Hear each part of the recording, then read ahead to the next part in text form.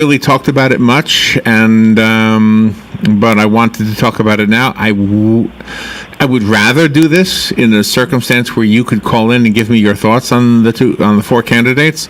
But our phone lines are not usable right now because we're using them for the broadcast. You probably can tell there's a little bit different sound, and that's why. But nevertheless, there are four people on the ballot. Two races on the ballot. One is for the Ocala mayor, and one is for the Ocala council seat number 3.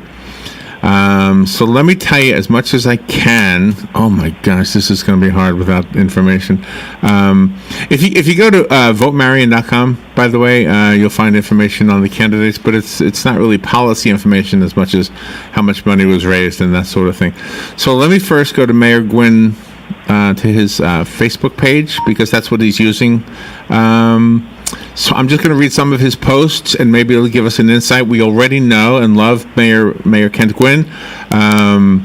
So I have nothing bad to say about this man. This man, and I'm not trying to campaign for him. I'm just telling you what I know. I don't know his opponent, so it's going to be hard, but I will read what she has on her Facebook page as well. So 6:30 a.m. this morning, Mayor Gwynn wrote 1 hour ago.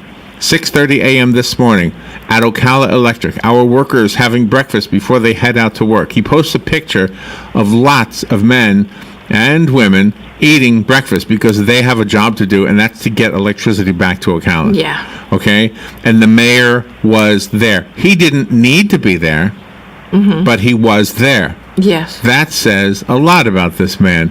From 7 a.m. until after 10 today, he says, I know everyone wants their power on, but please be patient and understanding. These guys are working as hard as they can. Many don't have power at their own homes, but they are working hard to get yours on. We have help coming in from Denton, Texas.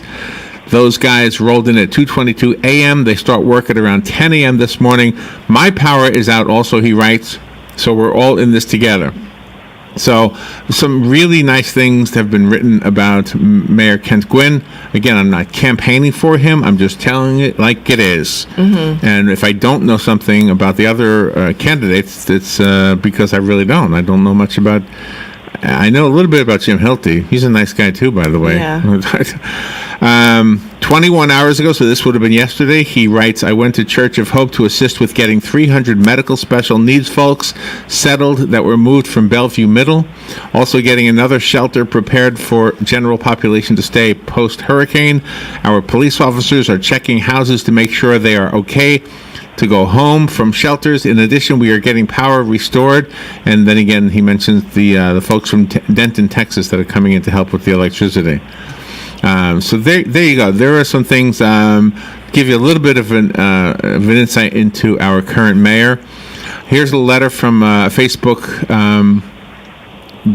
person, Charles Vincent Bryant. He wrote, Dear Mayor Gwynn, please extend the warmest and most heartfelt of thanks from those of us who are mobile home residents in our wonderful and to our wonderful Ocala Police Department. On my way home from dialysis the other day, I was passed by 5 OPD cars which had been through our mobile home park to notify residents of mandatory evacuation orders. These noble first responders act above and beyond the call of duty, along with the rest of our county first response personnel. As a former member of our MCHD disaster response team, I have witnessed the additional training these folks undergo firsthand. This is in addition to their ongoing training as law enforcement officers. Congratulations to the chiefs of police, fire and rescue, and our city utility workers and our county sheriff's department. Nice. So I just thought that was a really nice letter, that an unbiased person just thanking the mayor for what he has done and what he is doing. So there you go. I wanted to do that. Now let's be fair. I can't take phone calls, by the way. I can see it ringing, but I can't take phone calls because we're using the phone line right now because the hurricane messed up our normal means of communication with the transmitter. So just be patient with us. Right. And that's why. All right. We will try to do this again. But the reason I wanted to do it is because the election is next Tuesday. Yeah, it's coming up. All right. The next one I have is from Catherine Zimmer. She is challenging Mayor Gwynn. She wants to be the next mayor. I'm going to use her Facebook page just as I used Mayor Gwynn's. Let's see. Where did she post on here? She's a pretty lady. Yeah. This page has been replaced with our official Facebook page. Please visit Facebook/Zimmer for Mayor. Thank you. Okay, so let me do that. Wow. So let me just change where You got to be able to go to it right away and not. I had an old link probably, just to be fair. Here we go. Zimmer for Mayor on Facebook. And then I will read what she has written. Okay. Well, she posted a photo of lots of water. She said, I will be at MLK and 40 at 8:15 a.m. free while supplies last. She was talking about bottled water. That was on September 8th. Mm-hmm. Okay, so the last post on here was September 8th. Oh. She did post a photo of the hurricane drawing near to us, just to let people know. And then a happy Labor Day post. So that's... Oh, here's something she wrote. She writes, Ocala's crime rate is higher than the national average, and the high school and college graduation rate is lower than the national average. We cannot fix the problem if we refuse to admit we have a problem. It is time to invest in solving the issues of crime, poverty, low wages, and education in our community. It is time to focus on the root causes of these issues. Governments do not control crime. Communities do. It is time for real change. As mayor, one of my primary focuses will be to bring our community leaders, government agencies, and citizens together to identify and find solutions to the underlying causes of crime, poverty, lower than average graduation rates, and lower than average wages. What we have been doing is not working. We need to look at issues differently. We need to change. So that's kind of a thumbnail sketch of Ms. Mayor. I'm sorry, Mrs. Zimmer. Catherine Zimmer. Ms. Mayor. Well, she's tackling these. Catherine Zimmer. Yeah, she's tackling these issues that other departments in our community are taking care of. Okay, so that's what we have. I don't have a whole lot. I mean, I don't know Catherine Zimmer. I did get a flyer from her in the mail that I thought was in poor taste. It doesn't mean she wouldn't be good as a mayor. I'm just saying it was in poor taste because it said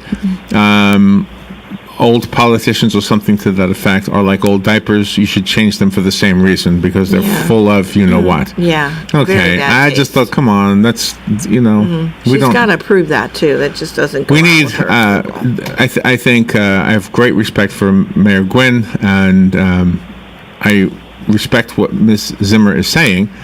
So there you go. There's the two right there. Yep.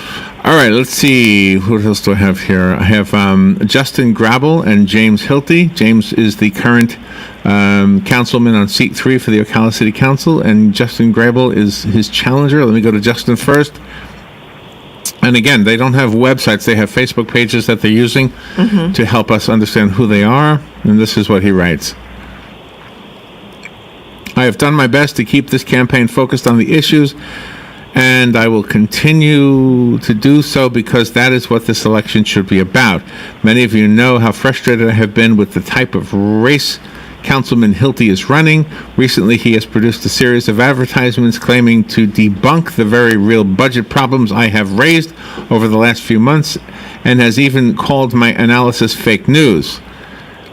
In the process of doing so, he has manipulated information to trick you into believing these problems don't exist. Those are the words of Justin Grabel, and I'm maybe mispronouncing his name.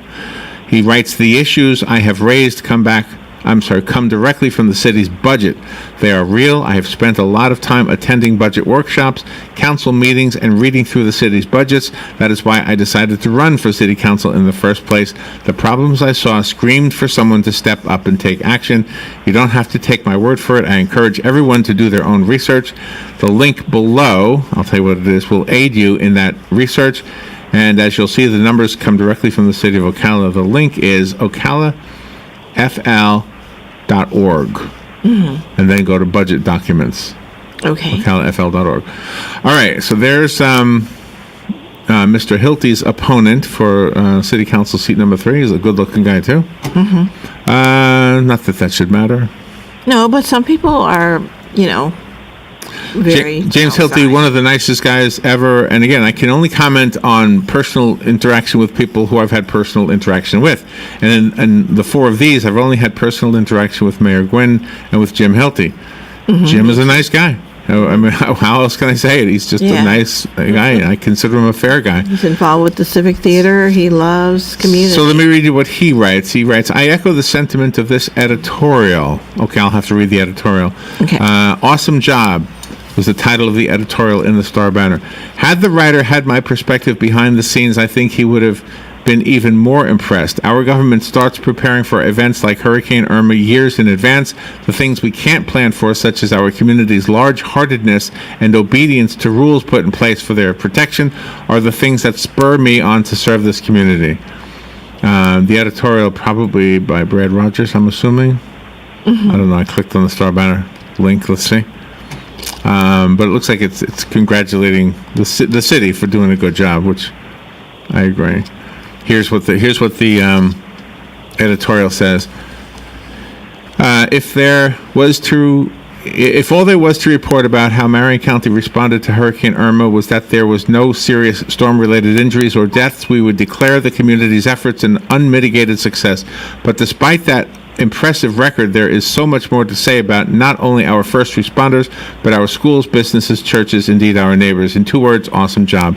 Wow, that's wonderful. It's longer than that, but I'm running out of time. Yeah, I love that. All right, well, that's our kind of a thumbnail sketch of the 4 candidates that you will be voting for on next Tuesday, September 19th. If you forgot, there is an election next Tuesday. Yes. All right, we will be right back. This is The Source, WOCA Ocala.